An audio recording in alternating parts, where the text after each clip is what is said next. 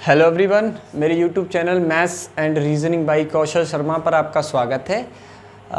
मैंने पिछला video number system के बारे में बताया था और नंबर सिस्टम में कुछ नंबर्स ऐसी हैं जो नंबर्स मैंने लिखी हैं उन्हीं में से निकाल के बनाई गई हैं।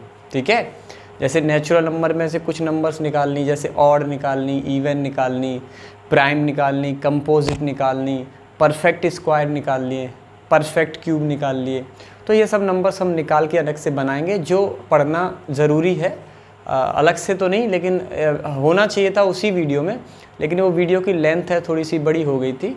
और ये नेक्स्ट इस वीडियो में हम इन सब जो नंबर्स हैं उनके बारे में हम बात करेंगे। ठीक है, और मैंने बताया था कि ये जो दो क्लासेस, ये जो फर्स्ट क्लासेस थी और ये सेकंड क्लास भी है, वो मल्टीपर्पज़ क्लासेस है। यानी किसी भी एग्ज़ाम के लिए, किसी भी क्लास के लिए, चाहे वो एकेडमिक हो, टेक्निकल हो, नॉन टेक्निकल हो, कैसी भी एग्ज़ाम के लिए, किसी भी क्लास के लिए इम्पोर्टेंट है।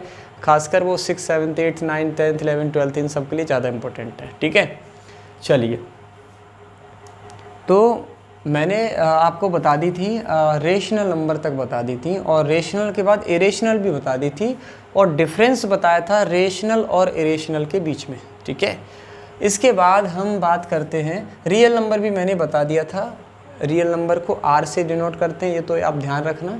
रियल नंबर को किससे डिनोट करते हैं? रियल को आर से, रियल नंबर्स। तो रियल नंबर्स को आर से डिनोट करते हैं। रियल नंबर की जो डेफिनेशन होती है, वो डेफिनेशन ये बोली जाती है कि रेशनल और इरेशनल का जो कंबाइंड जो सेट रहता है, कंबाइंड जो सेट रहता है, उसको हम बोलते हैं रियल नंबर। ठीक है, अब मैंने बाकी की क्यों नहीं बात की, ये मैंने बहुत अच्छे से समझा दिया, क्योंकि रेशनल जो है वो पीछे वाली जो सारी नंबर्स हैं उनको कवर करता है। बात समझ में आ रही है? इसलिए उनको नंबर्स को रेशनल में मतलब अज्यूम कर लेते हैं, वो होती हैं। ठीक है, इसके बाद रियल नंबर में बताया था रेशनल और इरेशनल। इसके बाद एक चीज़ और जान जाइए, वो ये है, वो नंबर है आपकी कॉम्प्लेक्स नंबर। कौन सी नंबर है? Complex number. Complex number shortcut में लिख लेते हैं। देखिए, कॉम्प्लेक्स नंबर्स को जानने से पहले आपको एक इमेजिनरी नंबर जानना पड़ेगा। इमेजिनरी नंबर के बारे में आपको जानना पड़ेगा, तब आप कॉम्प्लेक्स को अच्छे से समझ पाएंगे। देखिए, इमेजिनरी नंबर कैसे आया था, आप थोड़ा सा इसके बारे में थोड़ा सा मैं डीपली आपको नॉलेज दूंगा कि इमेजिनरी नंबर कैसे आया था। आपने इक्वेशन जैसे सुना होगा, x² - 4 = 0। 4 छोड़, यहाँ पे मैं 1 लिख देता हूँ। x² - 1 छोड़ो, a² लिख देता हूँ, = 0। ठीक है, x² - a² = 0। अगर आपको x की वैल्यू चाहिए तो इसके दो तरीके निकालने के। एक तो यह है कि एक ब्रैकेट इसका x - a बनेगा और एक ब्रैकेट जो बनेगा वो x + 1 बनेगा, क्योंकि इसमें जो फॉर्मूला है वो दो नंबर्स के बीच में जब स्क्वायर, दो नंबर्स का स्क्वायर के बीच में जब डिफरेंस यानी माइनस का चिन्ह लगा रहता है, तो पहले में से दूसरे को माइनस करते हैं एक ब्रैकेट में, और दूसरे ब्रैकेट में पहले में दूसरे नंबर को जोड़ देते हैं। ठीक है, ऐड कर देते हैं, = 0। अब एक एक करके आप 0 करोगे तो x - a को 0 करोगे तो x = a आ जाएगा, और जब इसको 0 करोगे तो -a आ जाएगा। ठीक है, लेकिन एक चीज़ सोचिए कि हम इसको ऐसे ना करके थोड़ा दूसरे तरीके से करेंगे। दूसरा तरीका क्या है? वो ये है कि हम इसको ऐसे लिख सकते हैं, x² = a²। ठीक है, तो अब पता, इस स्टेटमेंट का मतलब समझिए। इस स्टेटमेंट का मतलब क्या होता है? इस स्टेटमेंट का मतलब ये होता है कि x की वो वैल्यू बताइए। देखो, पावर 2 है, इसका मतलब है कि x की दो वैल्यूज़ आएंगी। अगर पावर x की 3 है, कोई भी वेरिएबल की जितनी भी पावर रहती है, मैक्सिमम जितनी पावर रहती है, उसकी उतनी ही वैल्यूज़ होती है, नंबर ऑफ़ वैल्यूज़ उतनी होती हैं। ठीक है, तो x की वैल्यू ऐसी, इस स्टेटमेंट का मतलब क्या होता है? x की ऐसी वैल्यू बताइए जिसका स्क्वायर करने पे a² आए, जिसका स्क्वायर करने पे a² आए। तो आप बोलोगे सर, जैसे a का स्क्वायर करोगे तो भी a² आएगा, और -a का स्क्वायर करोगे तो भी a² आएगा। यानी x की दो वैल्यूज़ हैं, एक है +a और एक है -a। इतनी बात को समझ पाए होंगे। यानी स्टेटमेंट के थ्रू भी हम निकाल सकते हैं कि x की दो वैल्यूज़ ऐसी बताइए जिनका स्क्वायर करने पे a स्क्वायर आए। ठीक है, चलिए मैं ये इक्वेशन ना लेके, अच्छा ये इक्वेशन जो था वो क्वाड्रेटिक इक्वेशन था, अब मैं ये इक्वेशन ना लेके दूसरा इक्वेशन लेता हूँ। दूसरा इक्वेशन कुछ ऐसा ले सकते हैं ना, x square plus 4 equal to 0। तो आप बोलोगे सर ले सकते, क्या दिक्कत है, वहाँ पे जो माइनस चिन्ह था यहाँ पे प्लस आ गया। तो आप वैल्यू कैसे निकालोगे, तो एक्स स्क्वायर इक्वल टू -4, क्या निकालोगे, -4। अब आप सोचिए कि x की वो वैल्यू बताइए, इस स्टेटमेंट का मतलब क्या है, x की वो वैल्यू बताइए जिसका स्क्वायर करने पे -4 हो। तो आप यही तो कहोगे कि सर मैंने आज तक ऐसी कोई वैल्यू नहीं देखी है। अगर आप 10th तक या 9th तक पढ़े हो तो 11th 12th पढ़ लिया तो देख ली होगी। आप बोलोगे सर कि ऐसी कोई वैल्यू मैंने देखी नहीं जिसका स्क्वायर करने पे माइनस आ जाए, मतलब ऐसी कोई वैल्यू अभी तक देखी नहीं, ऐसी कोई नंबर ही नहीं देखी जिसका स्क्वायर करने पे माइनस आ जाए, मतलब माइनस साइन आ जाए। तो आप बोलोगे ऐसी तो कुछ है नहीं, तो कुछ नया ही होगा जो भी होगा। अब देखिए इसको मैं ऐसे लिख सकता हूँ, x square equal to 4 into -1। तो आप बोलोगे सर लिख सकते हैं बिल्कुल, 4 1 जा 4 और ये माइनस ये साइन है, तोड़ सकते हैं इसको, ब्रेक कर सकते हैं। तो एक्स स्क्वायर इक्वल टू, अब आपको पता है कि जब हम स्क्वायर रूट लेंगे तो 100% वो प्लस माइनस में भी आएगा, प्लस माइनस में ही आएगा, दो वैल्यूज़ देगा। तो जो 4 का स्क्वायर रूट होगा वो +-2 होगा, कितना होगा, 2 होगा। अब ये बताओ जब हम स्क्वायर रूट निकालते हैं तो जिसका स्क्वायर रूट होता है, जिसका स्क्वायर रूट होता है वो तो हम लिख देते हैं, जिसका स्क्वायर रूट नहीं होता है उसको क्या कर देते हैं, अंडर रूट। जो स्क्वायर रूट होता है उसके अंदर में वो नंबर लिख देते हैं। -1 का आज तक आपने स्क्वायर रूट तो नहीं पढ़ा होगा, नहीं पढ़ा है, तो आप ऐसा कीजिए, इसको अंदर रख दीजिए। तो अंडूर के अंदर रखा, ये जो आपको रखा है, ये मैंने जो अंडूर के अंदर -1 रखा है ना, इसी को हम बोलते हैं आई। क्या बोलते हैं, आई। आई मतलब आयोटा। और इसको जो दिया था ना, आयोटा को जो निर्माण किया था, आयोटा जिसने दिया था, इन्वेंशन किया था, उसका नाम था यूलर। अब आप ये मत सोचिए कि इसको आई क्यों बोला, जे क्यों नहीं बोला, के क्यों नहीं बोला, ऐसा है वो आई बोल गए इसको, क्योंकि आयोटा इसको बोल गए, तो इसलिए हम आई का ही मतलब यूज़ करते आ रहे हैं। भाई जो हमारे साइंटिस्ट बोल गए हैं कि Na2CO3 इसी का फॉर्मूला है, उसी का फॉर्मूला है, जो भी है, जो फॉर्मूले उन्होंने बना के दिए हैं, तो हम उनके साथ तो खिलवाड़ नहीं कर सकते ना। तो उन्होंने आई बोला है तो हम लोग आई मानने लगे, ठीक है, आई अज्यूम करने लगे। तो आई की वैल्यू यहाँ से आपको पता चलेगी कि आई की वैल्यू जो है वो √-1 है। अब आप कहोगे कि सर ऐसी कोई नंबर अभी पता नहीं चलेगी स्क्वायर करने पर माइनस आ जाए, तो बिल्कुल आएगा। आई का स्क्वायर करो तो आई स्क्वायर, जैसे इसका स्क्वायर करोगे तो स्क्वायर से क्या होता है, इसका जो स्क्वायर रूट है वो खत्म हो जाएगा, बचेगा कितना, -1। अब आप बताओ ऐसी नंबर है जिसका स्क्वायर करने पे -1 आ जाए, हाँ है, वो क्या है, आई। क्या है, आई। इस आई को ही बोलते हैं इमेजिनरी नंबर, काल्पनिक संख्या। क्या बोलते हैं, काल्पनिक संख्या। अब पता चल गया कि आई कैसे आया था, क्वाड्रेटिक इक्वेशन से आया आई, ठीक है। क्योंकि अभी तक हम जितने भी क्वाड्रेटिक इक्वेशन पढ़े होंगे, हो सकता है उसमें माइनस कभी साइन फंसा ही नहीं हो, यानी स्क्वायर करने पे माइनस फंसा ही ना हो, प्लस ही फंस रहा हो, इसलिए वैल्यू आप जल्दी निकाल लेते हैं। अब देखिए इमेजिनरी आपने जान ली, तो कॉम्प्लेक्स नंबर क्या होता है आप सोचिए, वो समझिए। Complex number is what, complex number is a form of a ± ib। चलो माइनस बाद में देख लेंगे, इसका जो कंजुगेट होता है वो a - ib होता है, अभी प्लस वाला ही देख लेते हैं। तो यानी इस फॉर्म का जो रहेगा a प्लस माइनस कर लो, वो माइनस बाद में भी बता देंगे। इस फॉर्म का जो रहेगा उसको हम बोलेंगे कॉम्प्लेक्स नंबर।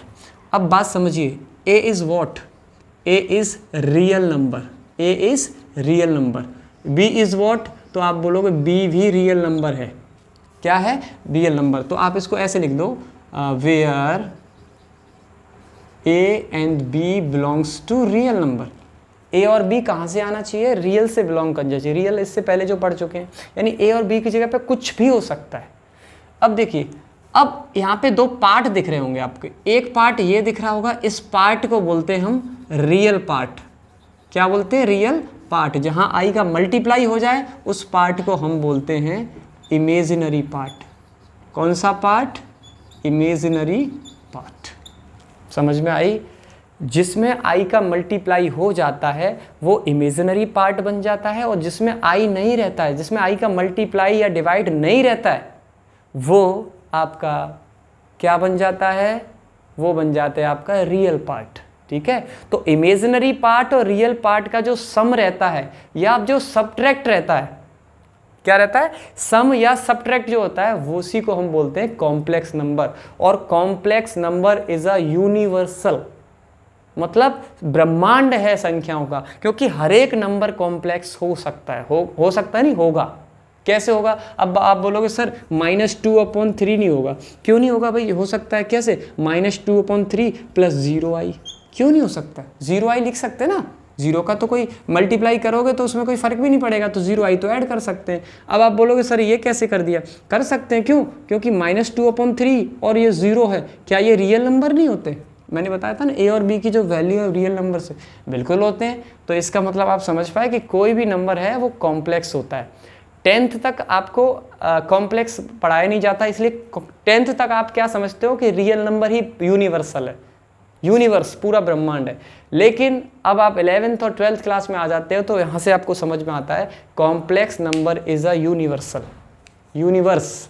ठीक है, ब्रह्मांड कौन है? कॉम्प्लेक्स, यानी every number is a complex number, या every number can be formed as a complex number. Clear? चलिए, इसके बाद अब इनमें से कुछ नंबर्स हम निकालेंगे और नई नई नंबर्स का फॉर्मेशन करेंगे। ठीक है, चलिए सबसे पहले हम बात करते हैं इवन नंबर। क्या? Even number, even numbers, NUMBERS। इसके बाद हम बात करेंगे ऑड नंबर्स। क्या बात करेंगे हम? Odd numbers. इसके बाद हम बात करेंगे इवन और ऑड। इसके बाद हम बात करेंगे प्राइम नंबर्स। क्या? Prime numbers. और इसी की जस्ट ऑपोजिट होती है आपकी कंपोजिट नंबर। क्या होती है? Composite number.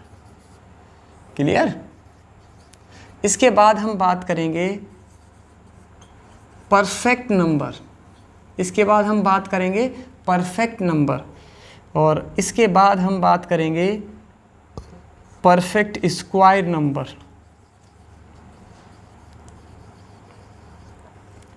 इसके बाद हम बात करेंगे परफेक्ट क्यूब नंबर्स। क्लियर है? तो ये ऐसे परफेक्ट फोर्थ पावर वाले ये करेंगे। ठीक है, तो सबसे पहले हम बात करते हैं इवन नंबर। इवन नंबर्स की आप डेफिनेशन पे जाइए कि इवन नंबर्स क्या है। इवन नंबर जो है वो 2 से, यानी जो 2 होता है वो 2 से कंप्लीटली डिविजिबल होना चाहिए। कोई भी नंबर अगर 2 से कंप्लीटली डिविजिबल होगा तो वो नंबर ऑलवेज इवन नंबर होगा। ठीक है, तो ऑलवेज इवन नंबर होगा। तो इवन नंबर बताओ सबसे पहले कौन होगा? तो 1 होगा क्या? नहीं होगा। होगा कौन? 2। फिर कौन होगा? 4। फिर कौन होगा? 6। फिर कौन होगा? 8 अप टू ... ये भी एंडिंग पॉइंट आपको पता है? किसी को नहीं पता ना एंडिंग पॉइंट कहाँ पर होगा? कोई दिक्कत नहीं। चलिए, इसके बाद हम ऑड नंबर्स की बात करेंगे। तो ऑड नंबर क्या है? जो 2 से कंप्लीटली डिविजिबल नहीं है। तो कंप्लीटली डिविजिबल नहीं है तो वो क्या हो जाएगा? जैसे 1 हो जाएगा, 2 हो जाए, वो सॉरी 2 नहीं होगा, 2 उसमें आ चुका है, 3 हो जाएगा, 5 हो जाएगा, 7, 9 अप टू ... शो ऑन। ये भी ख़त्म नहीं होगा। ठीक है, अच्छा अब एक चीज़ जानिए कि 0 के बारे में कहा जाता है कि 0 is what? 0 is odd number और इवन नंबर। तो कुछ लोगों का ये कहना है कि जब मैं पूछता हूँ कि 0 इज़ ऑड नंबर या इवन नंबर, तो कुछ स्टूडेंट का और कुछ साथियों का भी यही कहना है कि 0 इज़ होल नंबर। लेकिन मैंने ऐसा तो कुछ पूछा नहीं कि 0 इज़ होल नंबर। अगर मैं पूछूं 0 इज़ व्हाट, तो आप बता सकते हो 0 इज़ होल नंबर भी, मतलब whole number can be whole number. But मैं ये पूछ रहा हूँ 0 is odd or not, 0 is even or not. 0 even number है या ऑड नंबर है, ये इसका मतलब इसके बारे में क्या बोला जा सकता है? ठीक है, तो देखिए इसके बारे में जो थिंकिंग है बहुत से लोगों की कि 0 इज़ व्हाट, तो आंसर वही आता है कि 0 ऑड भी है इवन भी, ऐसा कुछ भी नहीं है। लेकिन मैं बताऊं 0 is even number always.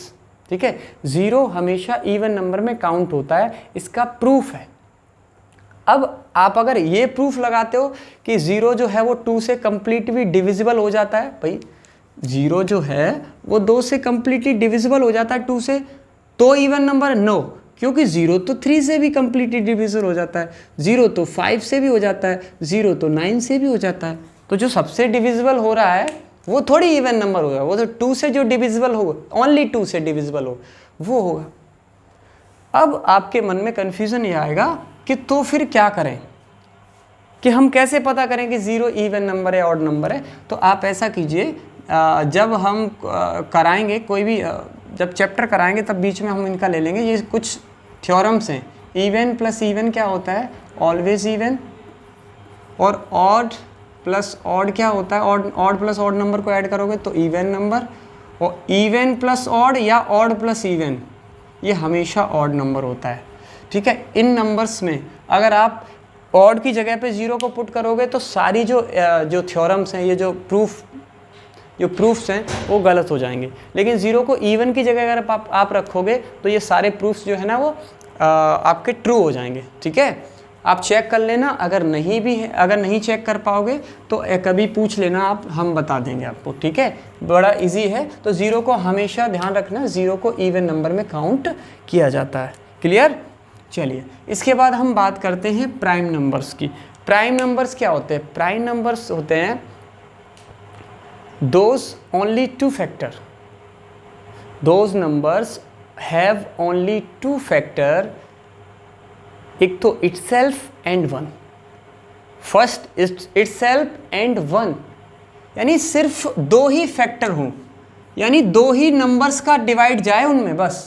Factor का मतलब क्या है? डिवाइड देना। तो जैसे मान लो मैं मानता हूँ 1, तो 1 का आपको पता है ओनली 1 फैक्टर होगा, क्योंकि 1 का डिवाइड सिर्फ 1 में ही जाएगा। 1 को जो है ना वो 1 डिविजिबल करेगा। लेकिन इसके बाद हम बात करते हैं 2, तो 2 को आपको पता है 2 का 2 में भी जाएगा और 1 में भी जाएगा, सॉरी 2 का भी 2 में जाएगा और 1 का भी 2 में जाएगा। इसके बाद हम बात करते हैं 3 में आपको पता है 3 का भी जाएगा और 1 का जाएगा। लेकिन जैसे ही आप 4 पे पहुंचोगे तो आप ये मत कर देना कि 4 का भी जाएगा और 1 का भी जाएगा। वो ठीक है कि 4 का भी जाएगा और 1 का भी जाएगा, लेकिन आप ये नहीं सोच रहे हो कि 2 का भी तो जाएगा 4 में, जाएगा कि नहीं जाएगा। लेकिन मैंने क्या बोला था कि प्राइम नंबर की डेफिनेशन ये बोलती है कि ओनली 2 फैक्टर होना चाहिए, ओनली 2। वो कौन कौन से? एक तो इटसेल्फ यानी खुद, और एक 1। वो 1 तो सबका रहता है, एक तो 1 और एक तो इटसेल्फ। अब आपको पता है 1 है, ठीक है, इटसेल्फ है, ठीक है, लेकिन ये 2 से ज़्यादा हो गया, यानी ओनली 2 फैक्टर हो तो चल जाता, लेकिन 2 से ज़्यादा फैक्टर हो गए तो वो फिर प्राइम नंबर नहीं होगा। बात समझ में आई? ओनली अगर 2 फैक्टर होंगे, वो फैक्टर कौन कौन से होना चाहिए? एक तो खुद और एक 1, और इसके अलावा कोई फैक्टर अगर हो गया तो वो प्राइम नंबर नहीं होगा। फिर वो क्या होगा? वो प्राइम नंबर नहीं होगा। अगर 2 से ज़्यादा फैक्टर हो जाते हैं तो वो जो होगा वो कंपोजिट नंबर होगा। कौन सा होगा? Composite number. अब यहाँ पे ये पूछ लेते हैं, क्या पूछ लेते हैं? देखिए,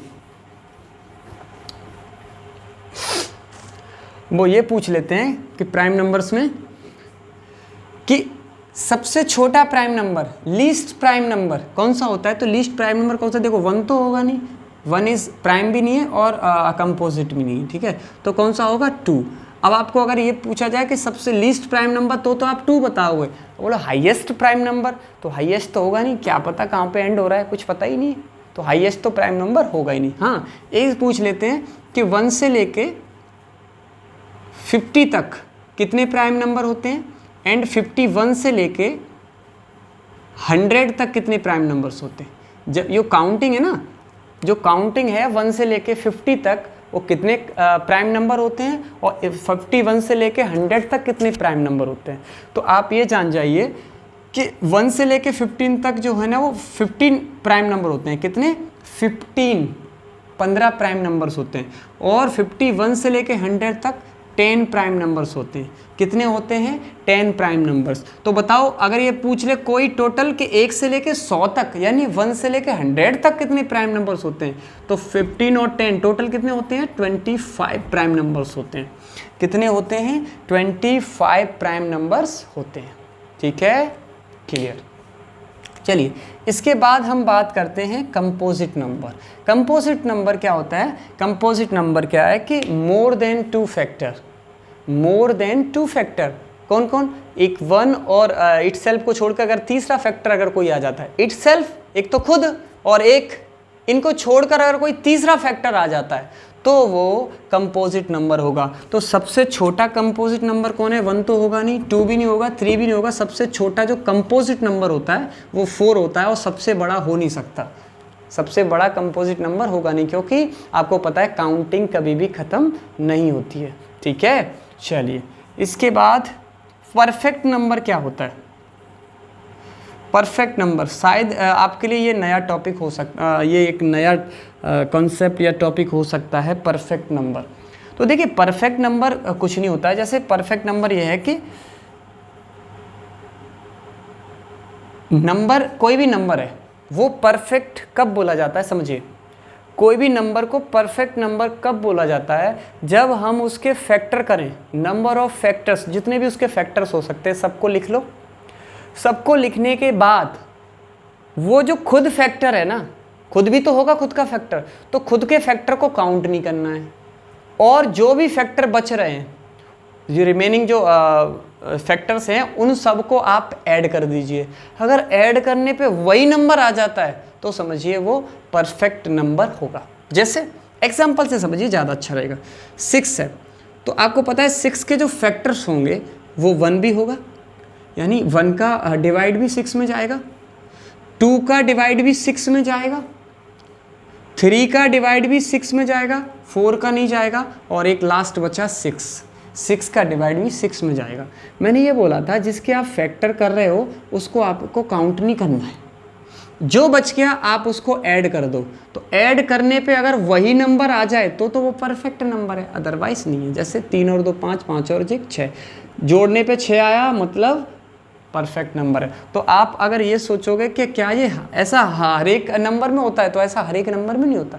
आप चेक कर लो 8 को, नहीं होगा। क्यों नहीं होगा? देखो 1 का जाएगा, यानी 1 इसका फैक्टर है, 2 इसका फैक्टर है, 3 इसका फैक्टर नहीं है, 4 इसका फैक्टर है, 4 के बाद 5 नहीं है, 6 भी नहीं है, सीधा 8 इसका फैक्टर है। 8 का ही फैक्टर कर रहे हो तो 8 को काट दो, जो बच गया उसको आप ऐड कर दो। ऐड करने पे 4 और 2 6, 6 और 1 7, क्या ये आया 8? नहीं आया ना। तो ऐसा नहीं होता कि हर एक नंबर परफेक्ट हो सकता है। अब पता है इसके आसपास भी नहीं है। अब जो नंबर है ना परफेक्ट वाला वो 28 है, यानी 6 के बाद डायरेक्ट फिर 28 है इसका। कैसे? देखो 1 का भी जाएगा, 2 का भी जाएगा, यानी 2 भी इसका फैक्टर है, 3 नहीं है, 4 है इसका फैक्टर, 5 नहीं है, 6 भी नहीं है, 7 इसका फैक्टर है, 8 नहीं है, 9 नहीं है, 10 नहीं है, 11 नहीं है, 12 भी नहीं है, 13 भी नहीं है, सीधा 14 है, और 14 के बाद सीधा 28 इसका फैक्टर है। क्लियर? और आपको पता है 28 तो काट दो, अब जो बच गया उसको, जो रिमेनिंग है उसको आप ऐड कर दो। 14 7 21, 21 और 4 25, 25 2 27, 27 और 1 28। देखो 28 के फैक्टर कर रहे हो, जोड़ने पर भी 28 आ गया, तो ये परफेक्ट नंबर है। क्या है? Perfect number. इसके बाद हम बात करते हैं, आपको पता होगा, अब आपको पता भी नहीं होगा कि इसके आसपास नहीं है परफेक्ट नंबर। अब सीधा है 496, 496। इसके बाद सीधा 8000 9000 के समथिंग है। तो 4 परफेक्ट नंबर तो मुझे भी पता है, 5वां आप पता करते रहना। ये 1 हो गया, 2 हो गया, 3 एक हो रहा है, 8196 ऐसा कुछ नंबर है। मेरे अभी दिमाग में नहीं है वो, ध्यान आएगा तो मैं देख लूँगा। ठीक है, तो 496, इसके बाद सीधा 496 परफेक्ट नंबर है। ठीक है, इसके बाद हम बात करते हैं perfect square number. Perfect square number का मतलब ये है कि जिसका हम स्क्वायर रूट ले सकते हैं, वही तो परफेक्ट स्क्वायर नंबर है। जैसे 1 का स्क्वायर रूट 1 होता है। अच्छा 2 हो सकता नहीं, क्योंकि 2 का स्क्वायर रूट नहीं आएगा। 3 नहीं होगा, सीधा होगा 4, क्योंकि 4 का स्क्वायर रूट कितना होता है? यानी ये देख लिए वो नंबर किसी का स्क्वायर है या नहीं है। अगर वो नंबर किसी का स्क्वायर है, कंप्लीट स्क्वायर है, तो इसका मतलब है वो परफेक्ट स्क्वायर नंबर है। जैसे 1 4 4 के बाद कौन होगा आपको पता है, 9 9 के बाद कौन होगा 16, क्योंकि 4 का स्क्वायर है, ये 5 का स्क्वायर है, ये 6 का स्क्वायर है। बात समझ में आ रही है? ऐसे बहुत सारे नंबर्स हो सकते हैं। परफेक्ट क्यूब है, जो परफेक्ट क्यूब है 1 का क्यूब 1 होता है, 2 का क्यूब 8 होता है, 3 का क्यूब 27 होता है और 4 का क्यूब 64, 5 का 125, 2 16 अप टू शो ऑन। बात समझ में आ रही है?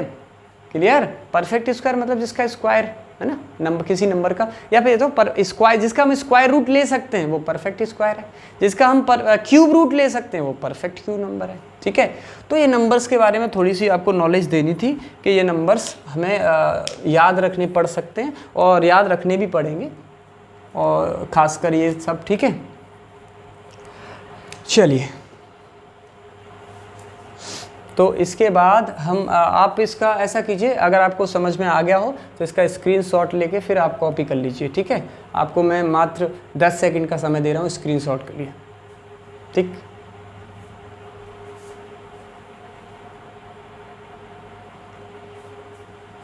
चलिए, मेरा जो डस्टर है वो क्लास में ही रह गया है, तो आज कपड़े से काम चलाना पड़ रहा है।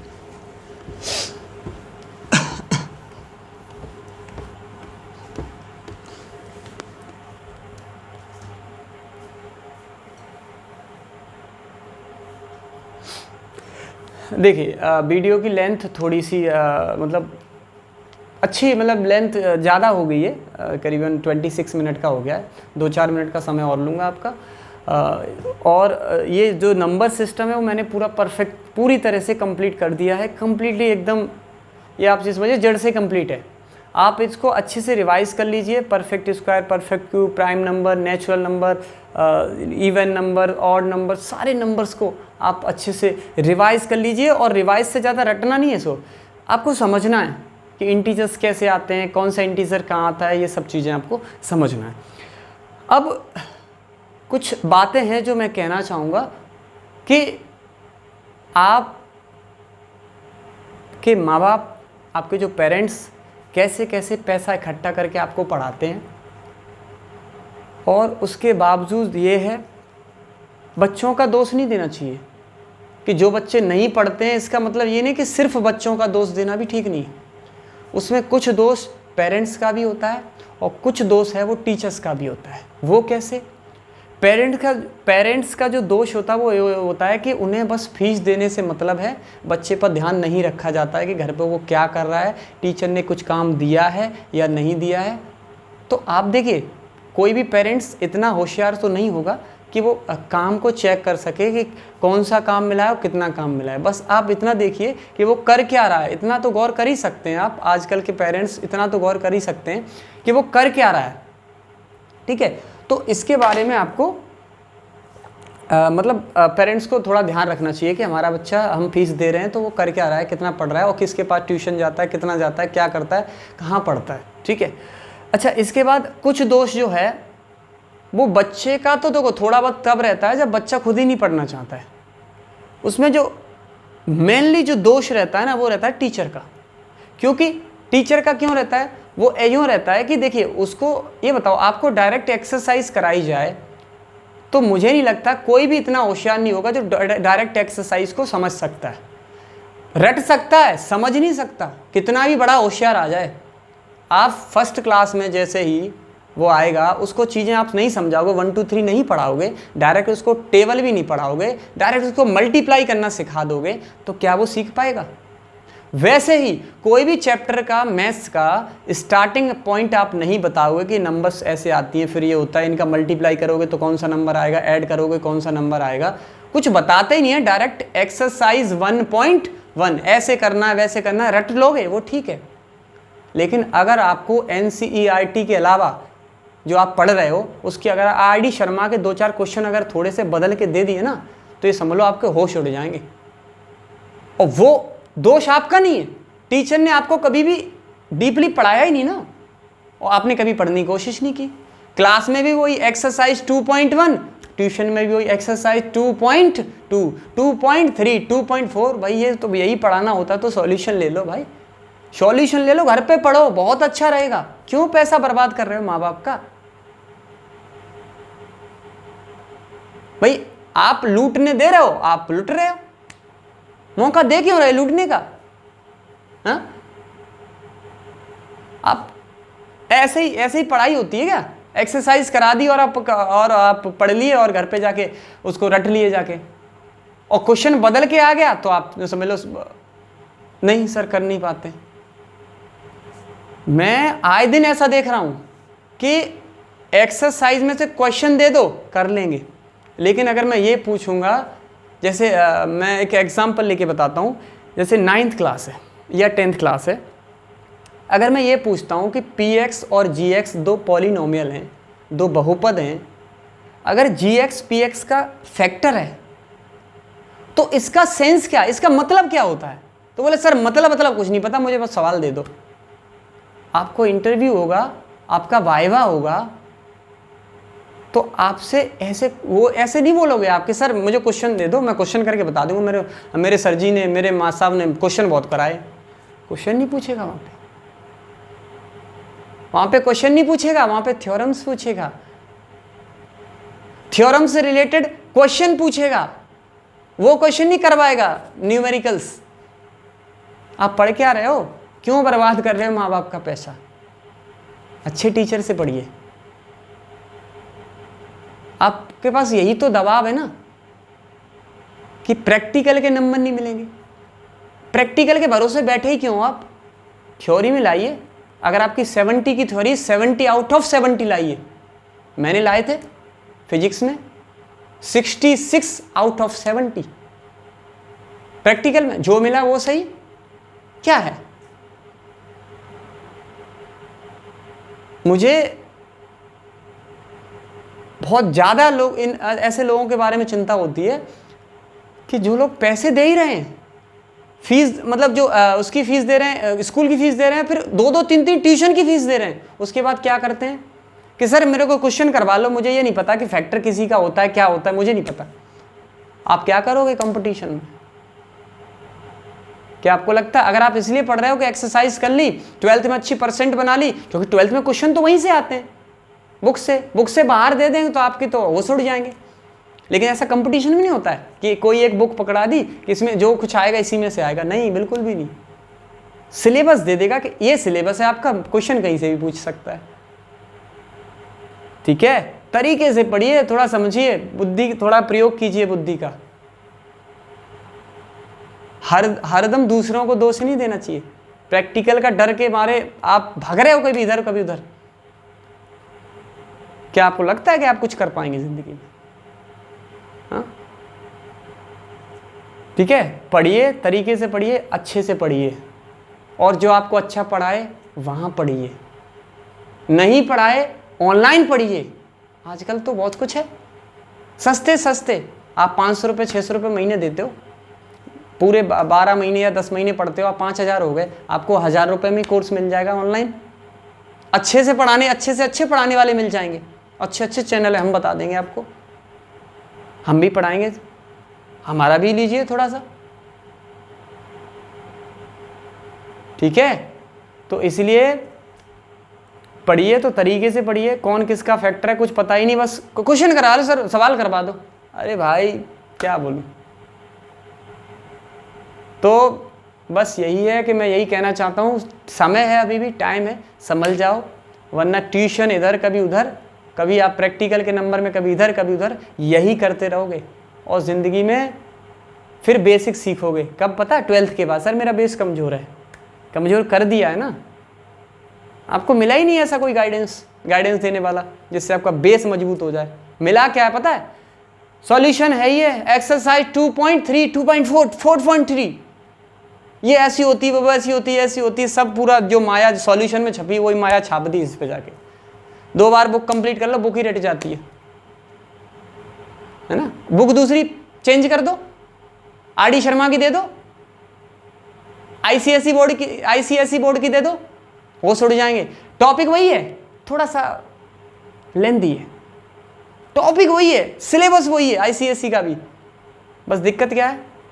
दिक्कत यही है कि वो पढ़ा ही नहीं कभी। क्या पढ़ा है? एक्सरसाइज पढ़ी है अभी तक। एक्सरसाइज पढ़ने से सब कुछ होता है, तो आप पढ़िए।